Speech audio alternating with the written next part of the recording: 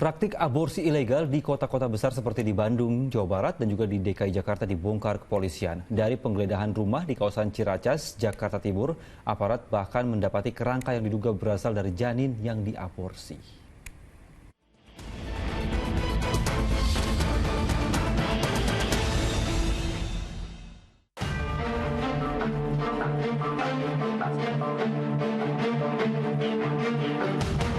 Rumah di kawasan Tanah Merdeka, Ciracas, Jakarta Timur ini dijaga ketat. Aparat kepolisian sedang melakukan serangkaian penyelidikan terkait dugaan kasus praktik aborsi ilegal. Benar saja, saat petugas membongkar tangki septik, ditemukan sedikitnya 8 rangka janin. Temuan ini membuat petugas gencar mencari barang bukti. Penggeledahan rumah ini dilakukan aparat kepolisian sebanyak 3 kali. Dari penyelidikan kasus ini, 7 orang yang terlibat diamankan. Selain itu, didapati 41 barang bukti berupa alat kesehatan dan perlengkapan pendukung yang diduga digunakan terduga pelaku melakukan aborsi ilegal. Selama ini, warga tak curiga sebab penghuni yang menyewa rumah sejak tahun 2021 sempat melapor jika rumah hanya dipakai untuk salon kecantikan dan kantor.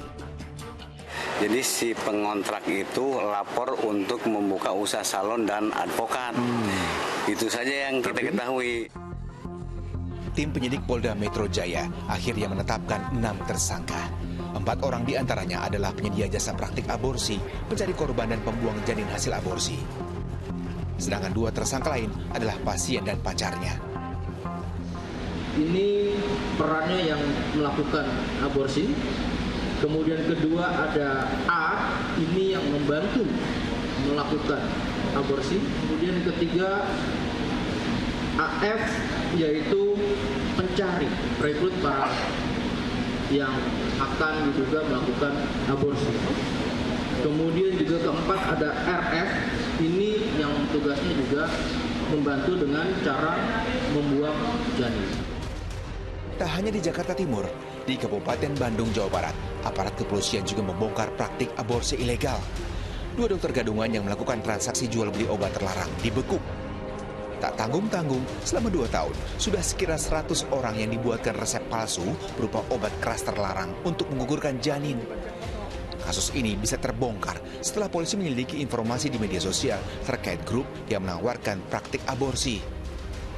Terkuak, para pasien bertransaksi secara daring dengan membeli obat seharga Rp1,5 juta hingga Rp2 juta. Tak sampai di situ, tersangka rupanya juga memandu pasiennya untuk menggugurkan janin hanya lewat aplikasi pesan instan.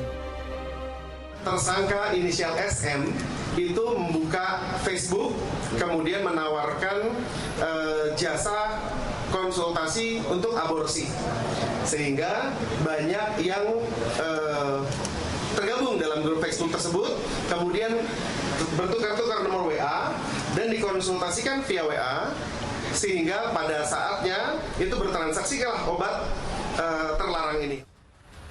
Kini kedua tersangka terancam hukuman 12 tahun penjara karena melanggar Undang-Undang Kesehatan, yaitu menyelewengkan kewenangan praktik dan penyediaan farmasi tanpa izin.